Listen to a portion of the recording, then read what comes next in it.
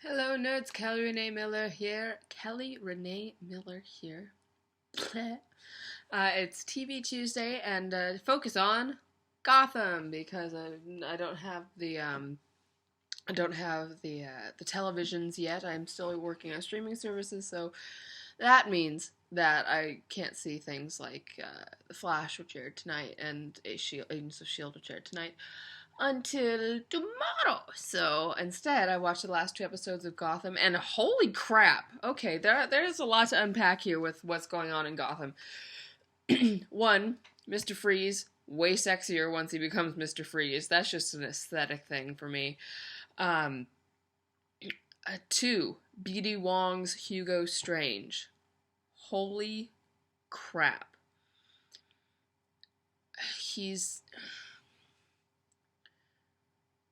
I find him just intensely interesting, and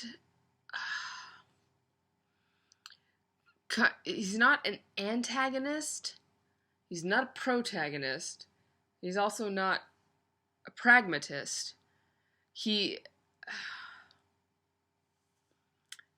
I guess he's kind of chaos, does things because he wants to see what happens. Definitely twisted and very dark, and it's kind of fun to see B.D. Wong, whom you probably recognize. If you recognize him, you would either recognize him from Law and Order Special Victims Unit, where he plays a good guy psychiatrist, or from Jurassic Park and Jurassic World. Fun fact, he's the only person from the original cast of Jurassic Park that was in Jurassic World. And where he plays, the lead scientist. And I think I mentioned this when I saw Jurassic World on a Nerdbyte, that his character had such a drastic transformation of his ethics from Jurassic Park to Jurassic World, like complete 180, that I just would love to see what character work, or speak with him about what character work he actually did that led him to those Jurassic World character conclusions. I mean, I know it was written that way, but he also had to justify it, and he did it brilliantly. And I think Hugo Strange is an excellent facet of a similar character to the Jurassic World scientist. Gosh, what was his name? Dr. Henry Wu. Whew. And then we have Robin Lord Taylor as Oswald Cobblepot / the Penguin, fucking tearing it up. I know he was what everyone, myself included, really focused on and spoke about. Stole the show in season 1 by leaps and bounds. His work is so interesting and fleshed out, and at the same time really uncomfortable and disturbing to watch, which is exactly what Penguin ought to be. I mean, when you think about any villain, like Walter White was really fun to watch in the beginning, and then by the end it's just like, it's not, I just want to know what happens. I'm not comfortable with this. I just want to know what happens. And I think the ability to keep you engaged whilst intellectually you're going, this is not something that I want to deal with, speaks volumes to the talent of the writing, the caliber of the acting, and more than that, the element of catharsis and identification, the realism that comes from that. Because if a villain is just fun to watch, then there's that separation there, like the Joker, or an anti-hero like Captain Jack Sparrow. They're really, really fun to watch. Mostly because of their surreality, I would say. Because there's that little element of like, I hope this doesn't happen in real life, and I'm going to pretend that it doesn't. And now, I just watched the last 2 weeks in a row, as I said.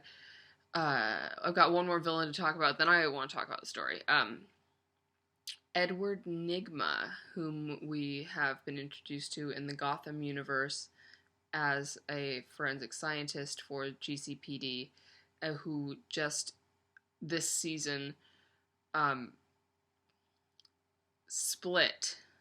So he has a dual dissociative personality. Commonly referred to as schizophrenic, though my psychologist friends will inform me that's not the case, and you're welcome, Paisha. I know you're proud of me. I love you too. But he had a couple moments at the end of this past episode that, again, led me to that, like, oh, I don't want to be watching this, but what's he saying? Like, can't look, not because I'm scared, just because it just really makes me uncomfortable. Okay, that's for that.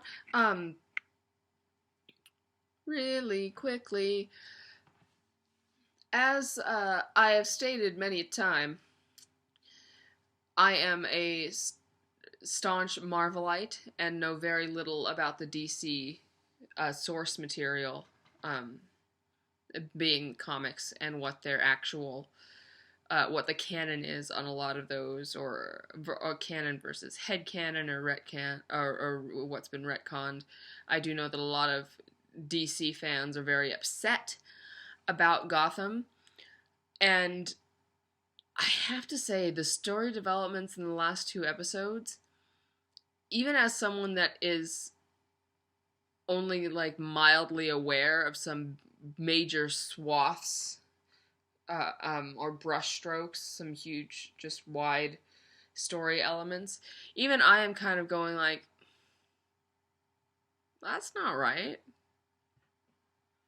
What's that happening? And I don't want to spoil it for you if you haven't watched it, because it's still an interesting viewing experience, particularly for the performances I just mentioned. But yeah, there's some stuff that they're doing now where I'm just going like, no, that's not correct. And it's gone beyond the point of like, oh, that's interesting. Ooh, I wonder what they're gonna do with that, and just flat out to the point of like, what are you? No, that's just not gonna work.